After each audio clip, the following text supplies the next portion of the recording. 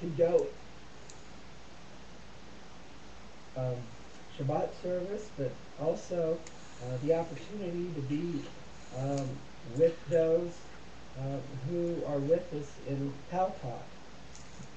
Our uh, Torah portions for this week is Exodus or Shemot, chapter 30, verse 11, through chapter 34 in verse 35. And in this portion, we have the account in Exodus chapter 32 about the children of Israel worshiping the golden calf. That is why we have our half-Torah reading, 1 Kings in chapter 18, where we have Elijah confronting the children of Israel regarding their Baal worship. And it's from this that I'm going to be sharing with you a message tonight, which I have entitled The Elijah Message or the Elijah Ministry. And this message not only is going to be related, of course, to our scripture readings for this week, but it's also going to give us an understanding regarding the movement which we are part of. Why is it that the God of Israel in these days, in these last few years, is opening up our eyes and opening up our hearts toward the Torah? Why is this happening now, and why didn't it happen 30 years ago, at least corporately, for those of us in the body of Messiah who are coming from all different backgrounds? And I believe because, just as the popular song goes, we are in the days of Elijah. And the days of Elijah precede the coming of the Messiah. That's what I'm going to be teaching on here tonight. To begin with, let's ask the question, what is the Elijah message in the end of days? We go to Malachi chapter 4, verses 4 and 5. It says, "Remember ye the Torah of Moses my servant." Then it says, "Behold, I send you Elijah the prophet." Why is Elijah the prophet being sent? He's being sent with the message of remember the Torah of Moses.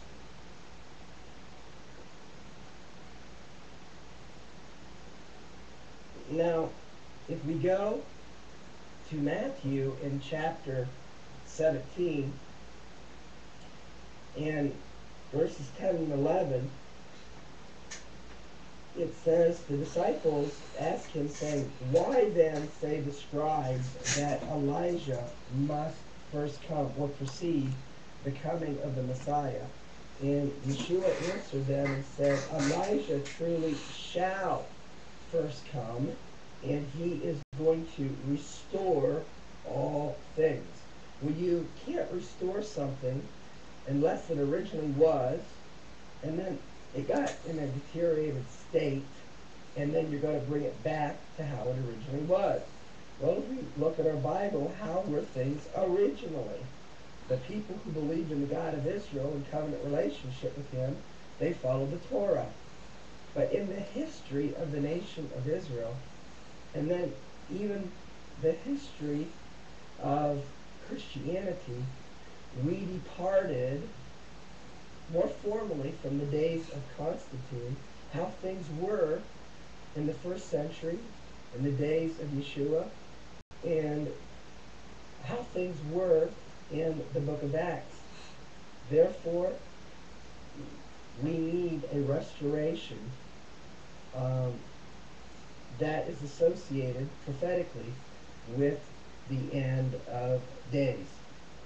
What is this restoration unto?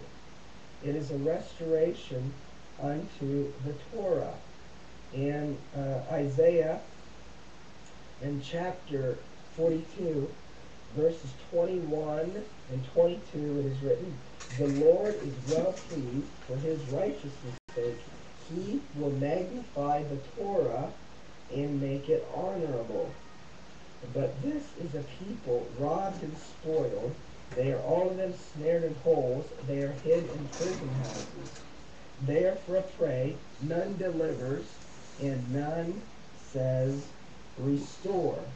I want you to notice that when the people have departed from the Torah, it says that they are in a prison house.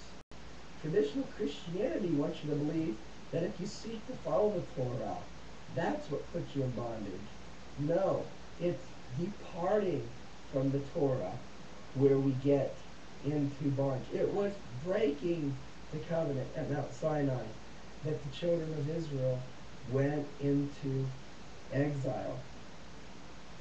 We can see how the restoration is under Torah. It's the ancient paths. Isaiah chapter 58 and verse 12 says, "And they that shall be of you shall build the old waste places. They will raise up the foundation of many generations, and you will be called the repairer of the breach, the restorer of paths to dwell in."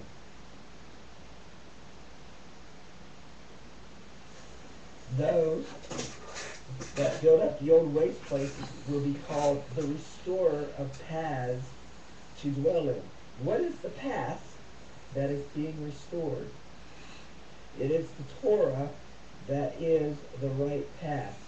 If we go to Psalm 119 and verse 34, it says, "Give me understanding, and I will keep your Torah. Yea, I will observe it with my whole heart. Make me to go in the path of your commandments, for therefore do I delight." You're going to be a restorer of paths to dwell in. Make me go in the path of your commandments. Psalm 119, verse 105.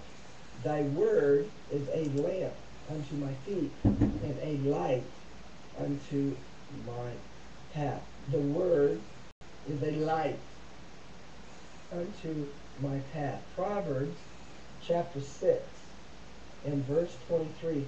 "For the commandment is a lamp, and the Torah is light." Let's further see how we walk